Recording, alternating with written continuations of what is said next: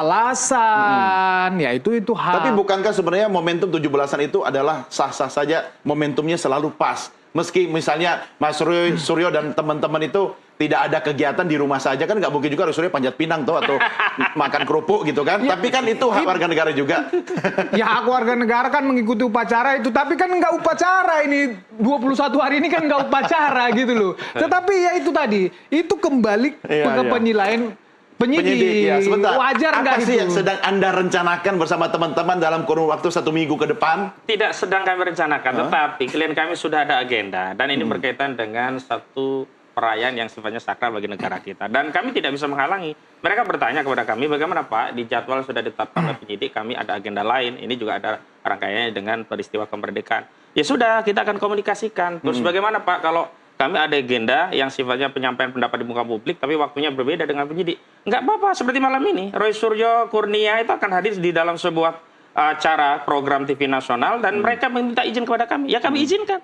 Karena waktu hari ini memang ada waktu, bukan pada waktu yang mereka dipanggil begitu loh. Jadi tidak bisa juga kemudian dikaitkan kalau kemudian dipanggil tidak hadir di hari yang ditetapkan, kemudian di waktu yang lain bisa tampil itu sebagai sebuah pengingkaran terhadap panggilan. Bukan karena persoalannya pada hari yang sudah ditetapkan itulah kegiatan itu ada begitu loh. Kalau hari yang lain dan memang bisa diundang oleh media, ya kita sebagai warga negara yang baik diundang, kan kewajiban orang diundang itu kan menghadiri. Idza da'aka fa'ajibhu, apabila mengundangmu maka penuhilah. Itu kan bagian dari kan komitmen diundang agama. media sama diundang penyidik beda urusannya. Nah karena itulah, karena kalau diundang media itu adalah bagian dari hak berpendapat. Sementara penyidik ini kan kaitannya dengan penyelidikan, bahkan ditingkatkan penyidikan. Kewajiban loh datang. Kalau diundang media hak untuk datang atau tidak datang. Bagi tapi penyidik kewajiban loh. Bagi orang yang sedang berhadapan hukum juga punya hak untuk membela diri. Di antaranya haknya adalah kalau memang pada waktu yang ditetapkan ada kegiatan lain yang boleh mengajukan penundaan, dan biasa itu reschedule. Tetapi yang menjadi soal adalah untuk yang hal seperti ini masih terus ya seumpama dipersoalkan hanya melakukan penjadwalan ulang karena perayaan 17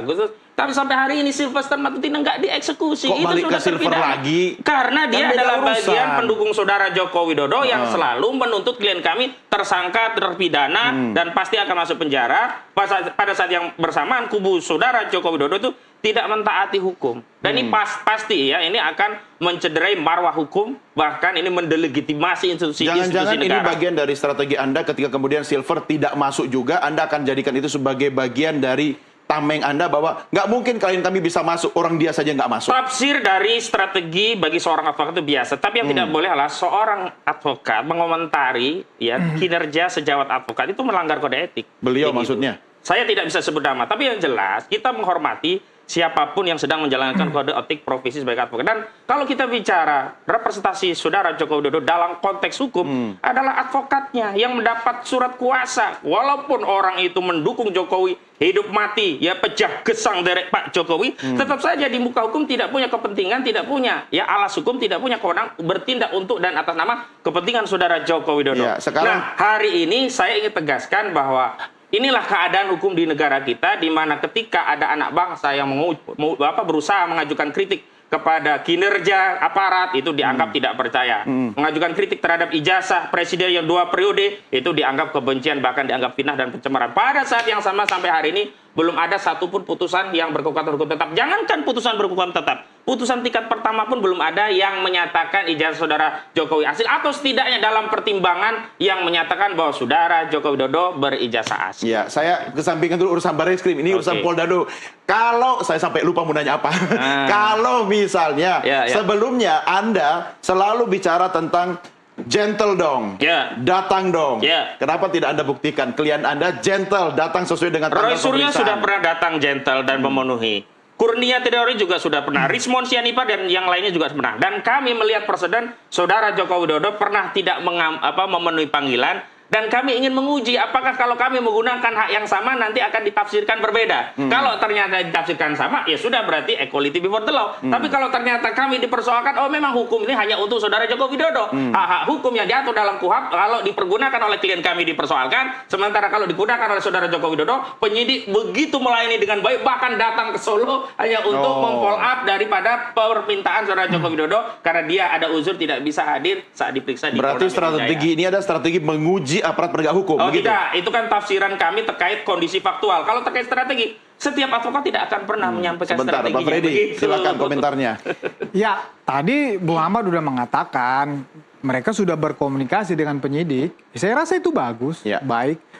Dan tadi Pak Jokowi disampaikan, Pak Jokowi itu tidak pernah menghindari. Logikanya juga nggak make sense. Pak Jokowi itu pelapor, ya. Kemudian ketika dia dipanggil pada tingkat penyidikan, ya dia komunikasikan, ya bisa tidak. Kebetulan ada jadwal pemeriksaan saksi yang lain banyak di Solo, tinggal disatukan.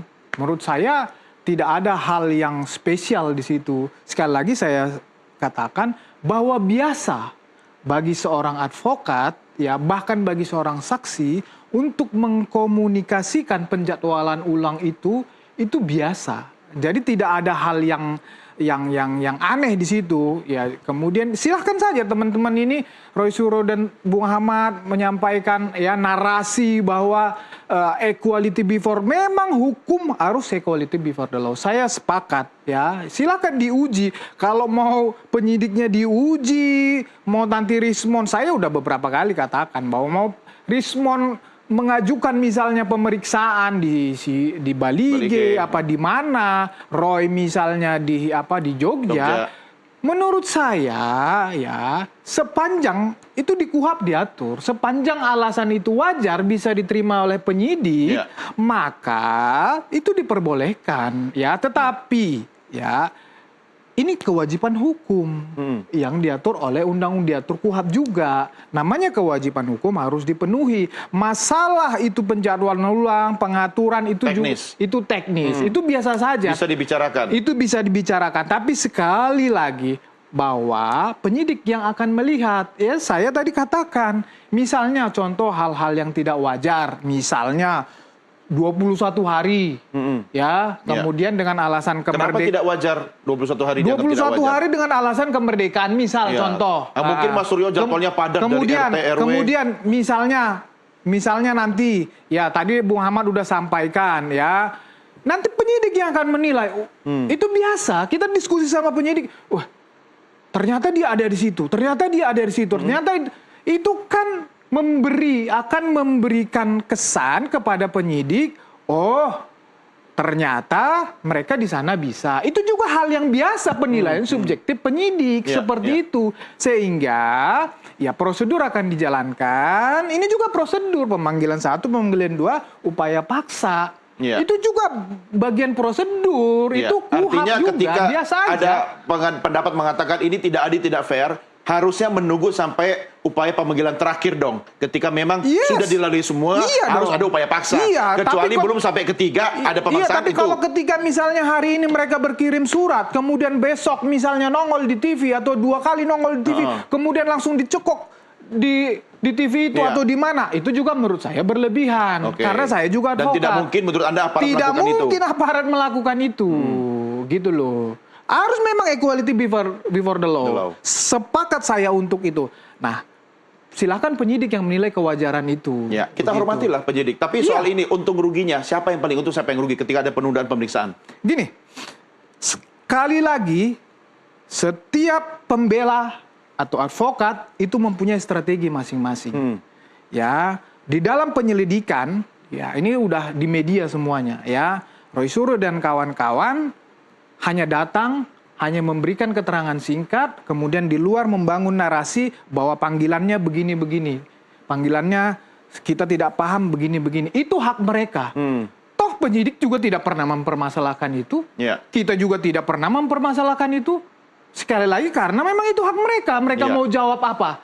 Sama juga halnya ini dalam proses penyidikan. Ya ketika mereka dipanggil sesuai prosedur, ya 1, 2, kemudian nanti mereka mau menyampaikan apa, itu juga hak mereka. Tetapi bahwa ya pengalaman saya proses penyidikan adalah ya itu juga termasuk ya proses pembelaan kita.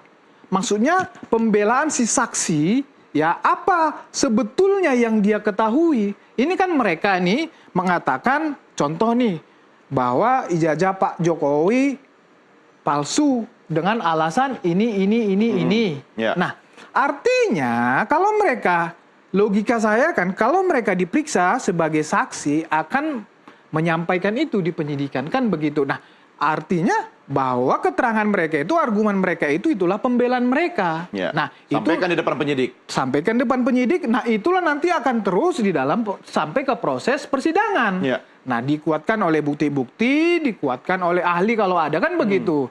Saksi-saksi lain. Ya. Jadi memang prosesnya itu standar saja seperti itu. Menurut saya kalau mereka hadir menguntungkan mereka, menurut saya ini. Ya. Tapi ternyata itu dianggap tidak menguntungkan, karena lebih menguntungkan untuk kemudian membeli waktu yang lebih panjang. Kami tidak pernah memberikan pertimbangan untung rugi dalam konteks mengambil kebijakan memenuhi apa yang menjadi atensi klien kami untuk mengajukan proses penjadwalan ulang. Dan tafsiran tentang apakah penjadwalan itu secara subjektif oleh penyidik bisa diterima atau tidak, kami husnudzon. Karena ada komunikasi dari penyidik yang meminta kapan kami jadwal bisa sehingga penyidik bisa memeriksa kami. Itu adalah tafsiran yang menurut kami penyidik pun bisa menerima apa yang menjadi pertimbangan dan alasan hukum bagi klien kami untuk tidak memenuhi undangan di jadwal yang sudah ditentukan. Namun demikian, persoalan yang sedang dihadapi ini kan bukan ansih soal orang diperiksa tentang apa yang dia ketahui, dia lihat, dia alami sendiri tentang suatu peristiwa. Tetapi ada semacam teror publik yang hendak dibangun dengan menarik siapapun pihak-pihak yang terlibat dalam proses penyampaian pendapat di Solo dan Yogyakarta. Siapa yang mau bangun teror publik ini? Ya, dalam hal ini penyidik melalui pemanggilan sejumlah orang-orang. Kan tugas penyidik untuk meminta keterangan. Dari sisi kewenangan iya, tetapi dari sisi pilihan siapa yang akan dipanggil itu tentu sangat subjektif dan itu bisa kita tafsirkan. Dan kami berpendapat tentang itu. Misalnya ada suatu kasus pencurian ayam di pasar. Ada orang jualan cabai begitu. Orang jualan cabai ikut diperiksa, padahal walaupun dia di pasar dia tidak ada kaitannya dengan pencurian ayam tadi. Nah, itu sebentar, maksudnya Anda lebih tahu strategi penyidik untuk mengumpulkan informasi dibanding penyidik itu sendiri? Tidak, kami menafsirkan apa yang dilakukan oleh klien kami tidak masuk kategori beberapa di antaranya saksi yang harus dihadirkan. Tetapi ketika ini dihadirkan, apalagi tadinya hanya 5 naik menjadi 12 terlapor, yang 5 sebelumnya sudah diakui oleh kuasa hukum Jokowi dengan sejumlah inisial. Begitu dikonfirmasi kepada saudara Joko Widodo tidak mau tanggung jawab, tidak sebut nama. Bahkan 12 orang pun tidak ada satu pun disebut oleh Jokowi. Kami kan bertanya-tanya apa kewenangan penyidik yang menerima laporan delik aduan yang itu kewenangan menuntutnya sangat subjektif, tergantung korban. Karena apa? Hanya korban yang tahu siapa yang mencemparkan dirinya, siapa yang merendahkan dirinya. Tidak bisa kemudian penyidik rasa-rasa seolah-olah dia menjadi saudara Joko Widodo selaku korban lalu menetapkan Abraham Samad, Anda yang kemudian dianggap sebagai terlapor dalam konteks pencemaran ini. Roy Suryo, Anda yang kemudian menjadi terlapor dalam konteks ini. Kemudian Kurnia Trioni, Anda yang menjadi terlapor. Nggak bisa begitu. Karena disampaikan nggak ke penyidik semua keberatan Anda itu? Kami belum punya kesempatan untuk menyampaikan langsung. Tapi karena tidak ketemu kan? Bukan, dalam konteks pengumuman itu kan baru diumumkan kepada kami. Dan itu pun hanya tembusan. Tapi yang kami tafsirkan adalah kenyataan bahwa ada wawancara media kepada saudara Joko Widodo ketika ditanya siapa yang dilaporkan tidak menjawab, hanya melaporkan peristiwa. Itu yang kami curiga. Kalau ya itu deliknya delik umum, peristiwa yang dilaporkan misalkan ada pencurian. Pencurian siapa? Tolong Pak penyidik cari, kami tidak tahu. Gak apa-apa. Pembunuhan siapa? Kami juga tidak tahu. Colong cari gitu. Ini orangnya lari misalnya gitu. Ini kan pencemaran dan dia sudah tegas menyatakan saya merasa direndahkan serendah-rendahnya, saya merasa dihinakan seidahnya, menuduh ijazah saya palsu. Sebut wonge kuwi sopo gitu loh. Itu orang itu siapa? Limitatif. Dengan dasar itulah penyidik dan jaksa penuntut umum punya kewenangan menuntut. Kenapa? Delik aduan itu kewenangan menuntutnya bukan ada pada negara, tapi pada korban. Ketika korban melepaskan, hilang. Tetapi kalau korban tidak melepaskan sampai vonis seperti Sylvester Matutina, nggak bisa dengan dalih sudah berdamai Sylvester Matutina mau jalan-jalan terus. Karena apa? Itu sudah vonis, sudah inkrah. Gitu. Pak Jokowi itu harus menyampaikan ke penyidik atau di depan publik?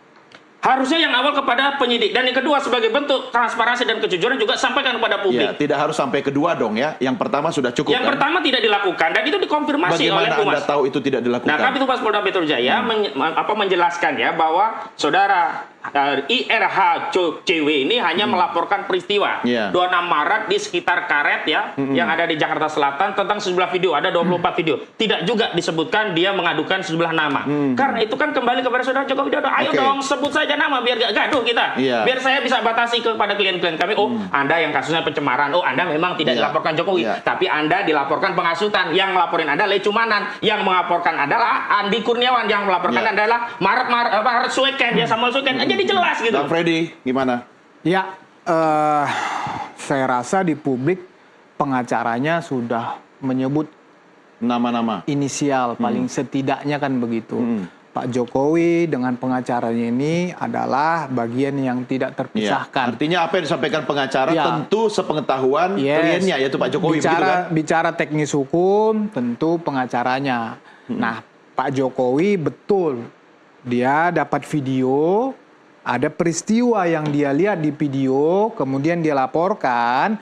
Nah, dia kan juga zaman sekarang ini misalnya, ya ini kan banyak AI segala macam. Nah, ini kan perlu diselidiki. Betul, ternyata, ini asli atau fake? Ini asli atau fake. Ternyata setelah diperiksa oleh penyelidik, dan itu pengacaranya mengkonfirmasi bahwa ada laporan yang di video itu inisial. Artinya kan atas sepengetahuan kliennya, yaitu Pak Jokowi. Sudah pasti Jadi itu. tidak harus mulutnya Pak Jokowi langsung yang menyampaikan, tapi bisa lewat kuasa hukumnya, begitu kan? Betul. Nah, terkonfirmasi soal itu. Terkonfirmasi itu banyak di media, itu banyak. Tapi yang Anda masalahkan tadi kan bukan seperti itu. Karena kalau persoalan perdata, boleh seorang pengacara bertindak untuk dan atas nama kliennya menyebut suatu urusan terkait masalah perdata. Dia bisa mewakili. Tapi dalam konteks pidana, dia tidak bisa mewakili, dia hanya bisa mendampingi. Dia tidak bisa sebut nama kecuali kliennya menyebutkan. Dia tidak bisa sebut inisial kalau kliennya tidak mengarah ke situ. Oke lah, katakanlah sebelumnya diduga itu AE dan sebagainya. Sekarang sudah muncul 12 nama. Dikonfirmasi. 12 nama ini siapa sih orangnya? Tapi kan soal penyebutan nama itu kan tidak harus di depan media. Harusnya di depan penyidik kan? Dan di depan penyidik kan biasanya selalu dikonfirmasi melalui konferensi pers. Penyidik pun menyatakan tidak pernah melaporkan nama. Hanya dilaporkan peristiwa. Disinilah yang saya sebut Jokowi itu pengecut. Di situ begitu loh. Ini keluar lagi kata pengecut ini. Bagaimana Bung Freddy? Mau ngelaporin orang nggak terbuka, begitu sekarang rame uang badanan. Saya mau lagi satu hal ya. Statement dari Jokowi itu tidak bisa kita pahami apa yang dia sampaikan. Kadang-kadang apa yang disampaikan oleh saudara Jokowi itu sudah, tapi belum. Nah begitu. Silakan. Jadi begini, ya. Ini kan LP ini udah jadi satu. Sudah dari laporan Pak Jokowi dan laporan, aku lupa 3 apa 4 lain kan begitu. Ini sudah jadi satu dalam proses penyidikan. Nah, memang ya saya sendiri yang diperiksa sebagai saksi, memang saya juga tidak tahu. Tidak tahu? Tidak tahu misalnya yang dari 12 nama itu mana. Ya, karena ini udah satu, tapi waktu dalam proses penyelidikan memang saya masih LP-nya Pak Jokowi. Ya. Ya, setelah ini digabungin memang nongol 12 nama itu. Saya tanya ke penyidik, itu hasil perkembangan penyelidikan, Bang. Ya, proses penyelidikan, maka dari 4 LP ini, maka itulah keluar nama-nama itu. Itu informasi Anda dapat dari mana? Pada saat Anda diperiksa? Pada saat saya diperiksa. Sekalian nanya gitu ya? Ada 12 nama itu, hasil pengembangan dari penyelidikan. Penyelidikan, kemudian saya ditanyain itu satu-satu nama itu. Termasuk ada Roy Suryo dan teman-teman. Semua. 12 nama itu saya ditanyain satu-satu. Yang saya tahu, saya kenal, saya sebutkan. Yang ada hubungannya dengan saya dalam kasus ini saya sebutkan. Yang tidak, saya tidak. Misalnya Abraham Samad. Saya tidak tahu dan memang tidak pernah melihat videonya, saya bilang. Bung Freddy, menurut Anda kenapa penyidik menanyakan itu, ke-12 nama itu kepada Anda? Ya, ini sudah disatukan ini perkara. Apakah menurut Anda itu adalah salah satu strategi penyidik untuk menggali informasi dan mengonfirmasi? Atau apa? Sudah, kan begini, kehadiran saya sebagai saksi di situ tentu yang dianggap mengalami langsung lah ya. Nah, tetapi mereka ternyata di dalam proses penyidikan itu, ya mereka juga masih dengan barang bukti yang mereka punya, mereka masih umum. Nah, jadi dikonfirmasi ke saya, dapatlah, kemudian dirunut, barulah, oh ternyata yang ini ya Pak Freddy. Jadi mulai dari umum, baru kemudian mengerucut. Maka cuman ada beberapa nama yang saya pernah di dalam satu frame, yang saya alami langsung, itulah yang saya jelaskan. Yang nggak pernah, yang nggak saya tahu, saya tidak jelaskan. Begitu. Bukan mungkin, pasti ada saksi-saksi lain yang mengkonfirmasi itu, yang menyatakan keterlibatan mereka itu, kan begitu. Dan pasti video-video itu juga dari pelapor-pelapor itu, kan begitu.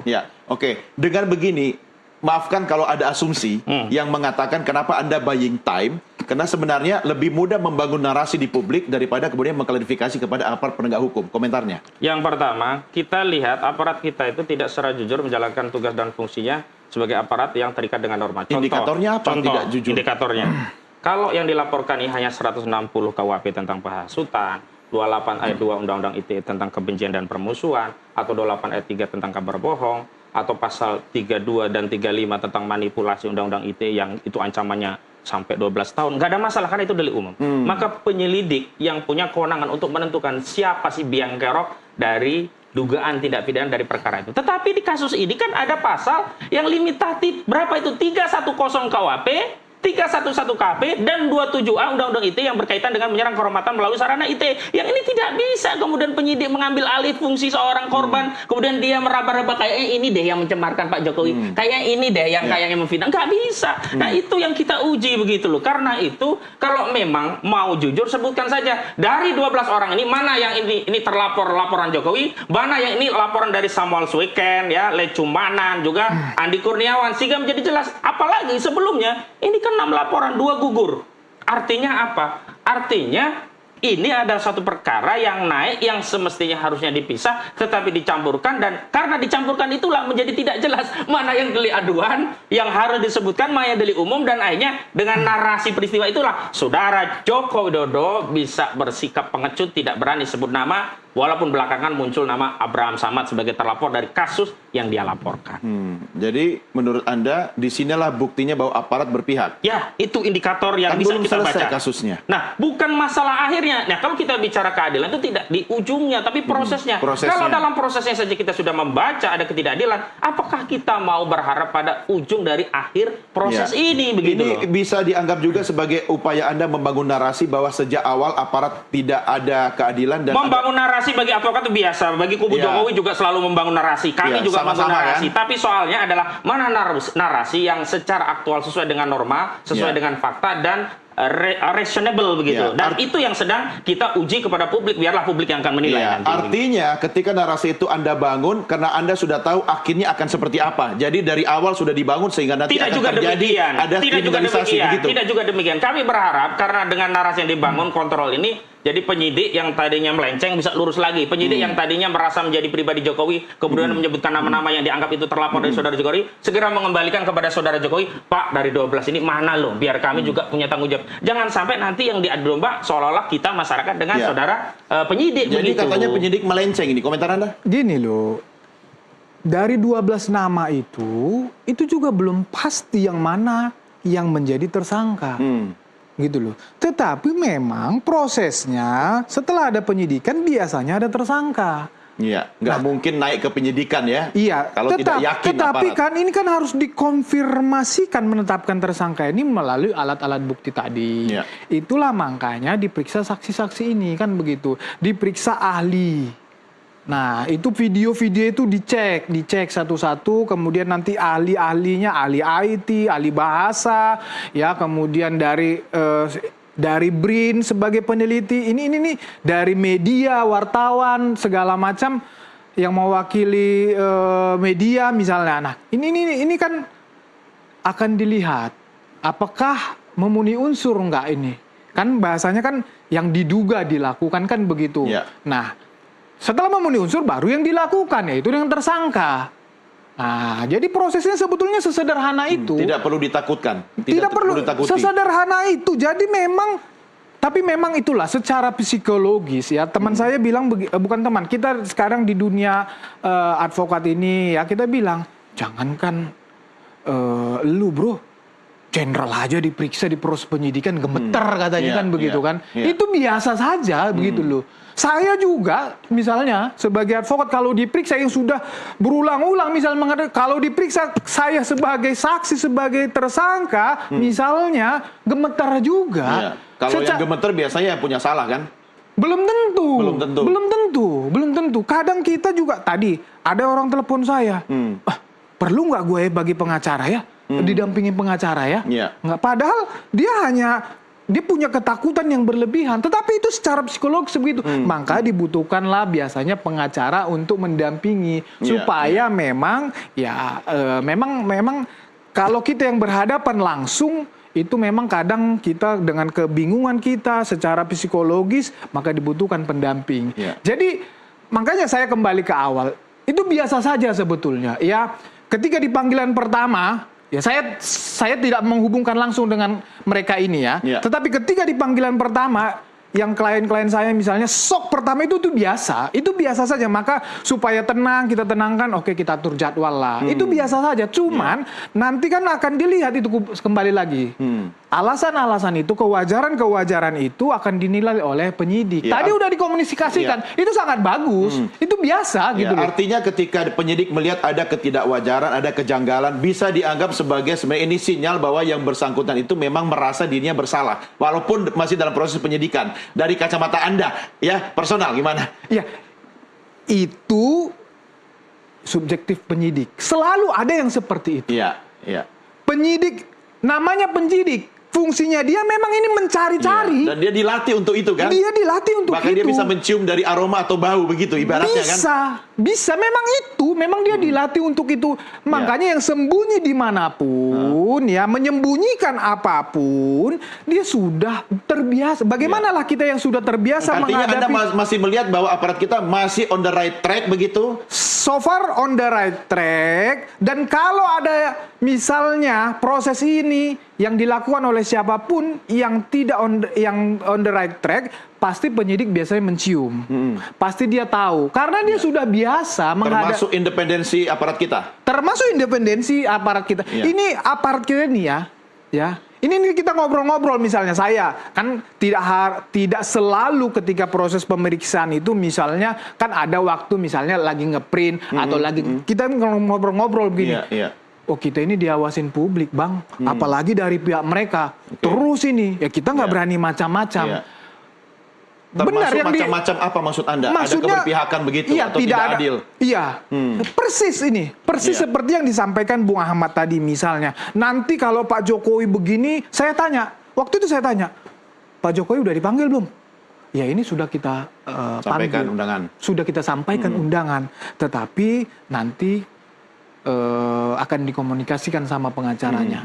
Kita nggak mungkin nggak manggil Pak Jokowi bang, nggak berani kita. Ini yang kemarin aja udah disorot publik, kemudian dibangun narasi yang macam-macam.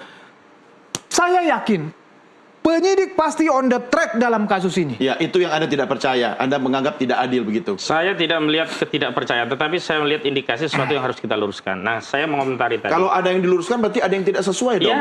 Apa bedanya dengan Anda tidak percaya pada aparat kita? Beda. Kalau tidak percaya itu segala proses tidak kita ikuti. Anda boleh pilih-pilih bagian ini percaya, bagian itu tidak percaya. Kalau hal yang itu sudah sesuai track itu kita ikuti. Mana yang kemudian tidak sesuai itu yang kita kritisi. Jadi ketika kita mengkritisi kinerja institusi kepolisian, sama persis lah hari ini kita mengkritisi kejaksaan yang tidak segera mengeksekusi Silva Matutina, bukan berarti tidak percaya, tapi kita ingin kebaikan institusi aparat kita itu menjadi baik dan hukum benar-benar tegak, keadilan benar-benar diterapkan kepada seluruh masyarakat tanpa pandang bulu. Tadi soal nama yang sekali lagi yang menjadi parameter itu soal nama. Kita itu tidak sedang mau menetapkan siapa tersangkanya, tapi kita sedang fokus 12 terlapor itu dari mana nama itu. Kan muncul kesimpulan nama itu bisa jadi dari saudara Jokowi selaku pelapor, nggak ada. Ya kan, dari kemudian pelapor, oke lah kalau pelapor lainnya seperti Lecumanan, Andi Kurniawan sama Samuel Suekan mungkin bisa keluar nama, tapi kan nggak mungkin keluar nama yang berkaitan dengan pencemaran. Karena pencemaran itu harus pribadinya saudara Jokowi. Berarti yang lain misalnya yang berkaitan dengan 160 KUHP tentang penghasutan. Nah, yang terakhir, apakah mungkin itu keluar dari penyidik? Oke, saya tegaskan tadi, kalau keluar dari penyidik itu di delik umum yang 160-nya, laporan Lecumanan dan kawan kan oke, memang kewenangan penyidik. Tetapi kalau untuk masalah tentang pencemaran dan fitnah, itu kan yang menyatakan dirinya direndahkan serendah-rendahnya. Itu adalah saudara Joko Widodo, nggak bisa. Nah hari ini kita mau bernarasi, kan ini masih pelapor, kecuali nanti tersangka. Nggak bisa begitu justru dari terlapor. Asumsi semua kan? Bukan begitu. Jadi kalau memang secara hukum, orang-orang 12 ini tidak dilaporkan oleh saudara Joko Widodo, berarti Jokowi nggak bisa menuntut. Karena berarti dia sudah melepaskan haknya. Karena ini adalah delik aduan. Sekali lagi delik aduan. Apakah begini? Kemudian kami mohon maaf ya, seuzon ya, berprasangka buruk. Jangan strateginya Jokowi hanya setengah jalan, habis itu dia cabut, dibiarkanlah laporan yang lainnya bertarung dengan kami-kami, deliknya nggak butuh lagi ijazah, karena apa? Sudah menjadi delik umum, penghasutan, lalu yang dipersoalkan kebencian, permusuhan kepada individu, kelompok, golongan, dan seterusnya. Akhirnya apa? Inilah yang saya khawatirkan terjadi. Gus Dur dan Bambang Trijilid II diadili, divonis, tetapi tidak pernah ada ijazah aslinya. Oke, gimana komentarnya? Ya, jadi kami waktu itu ngobrol-ngobrol dengan Pak Jokowi. Kapan itu? Ketika laporan Pak Jokowi sudah masuk. Banyak nih teman-teman relawan, mewakili relawan. Pak, kami akan lapor ini. Pak Jokowi bilang, jangan, sudah cukup. Saya saja sudah cukup melapor. Maksudnya cukup Pak Jokowi yang melapor? Yes. Termasuk melaporkan nama-nama? Termasuk melaporkan. Yang Anda katakan tadi lewat kuasa hukumnya itu? Yes. Oke. Sudah laporan saya aja. Ini delik aduan. Nah, yang mau saya sampaikan adalah bahwa memang yang delik umum ini, yaitu mereka, teman-teman itu saja. Gitu loh. Itu kan hak dia juga. Yang merasa melihat di publik, di sini ada dugaan tindak pidana. Itu hak dia juga dong. Ya, kemudian kita membangun narasi ya seolah-olah yang mereka lakukan itu salah. Enggak seperti itu juga. Oke, Pak Jokowi sudah melaporkan delik aduannya. Tadi Bung Ahmad sudah menyampaikan. Pengacaranya juga sudah menyebut kok. Ya, inisial-inisial itu. Publik juga sudah tahu kok. Ya, perkara nanti itu ya saya sampaikanlah. Perkara nanti itu yang mana yang dilaporkan Pak Jokowi sing ini udah menjadi 12 seperti ini, ya silahkan. Teman-teman ini nanti dalam proses penyidikan, ya baik pengacaranya, sebetulnya pengacaranya datang ke penyidik juga bisa aja sekarang. Bisa aja, nggak ada. Mewakili. Bisa. Kemudian juga nanti waktu diperiksa juga bisa saja, Pak. Ini yang laporan Pak Jokowi yang mana sih? Saya di sini misalnya contoh nih, Roy Suryo. Pak, saya ini laporan siapa? Laporan siapa sih yang kalian tanya ini? Kan begitu. Saya dilaporkan Pak Jokowi. Bisa. Bisa saja, nggak ada masalah di situ. Makanya saya katakan, saya yakin betul ya bahwa penyidik dalam hal ini akan on the track. Tidak akan berani macam-macam. Tidak saya akan harus akhiri diskusi dalam waktu 1 menit, 30 detik. Tapi sampai kapan Anda akan mengulur waktu ini? Saya tidak mengulur waktu. Kami sedang melakukan upaya hukum untuk membela klien kami. Itu upaya hukum ya? Dan itu dilindungi oleh undang-undang. Dan saya mau tegaskan bahwa kalau nama itu muncul dari penyidik, bukan itu yang kami inginkan. Tapi yang kami inginkan dari kejujuran Saudara Joko Widodo. Kalau Jokowi dikatakan hanya mengadukan delik pencemaran melalui kuasa hukumnya juga delik aduan lainnya, jadi apa fitnah? Enggak juga terbukti bohong karena di laporan Saudara Joko Widodo di Polda Metro Jaya itu ada pasal tentang manipulasi dan distribusi elektronik tanpa hak, yakni pasal 35 dan 32 yang ancamannya 12 tahun dan 8 tahun penjara. Disitulah yang dulu kami sebut ini ada penyelundupan hukum. Ya, komplainnya tentang masalah pencemaran, tetapi yang dimasukkan masalah delik IT yang itu ancamannya lebih dari 5 tahun, yakni 12 tahun, yang itu motifnya pasti ingin agar orang yang dilaporkan kalau sudah tersangka bisa ditahan oleh penyidik. Kalau Anda ketemu dengan Roy Suryo CS, mumpung ada kuasa hukumnya, apa yang mau Anda sampaikan kepada mereka?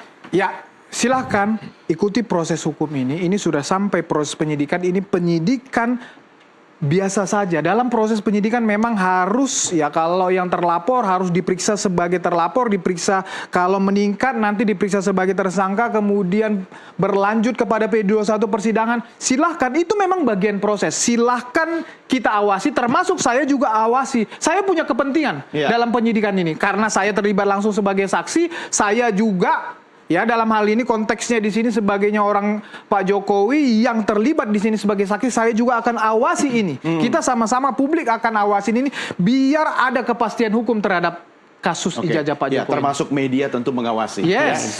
Baik Bapak-bapak, Anda kan berdua kan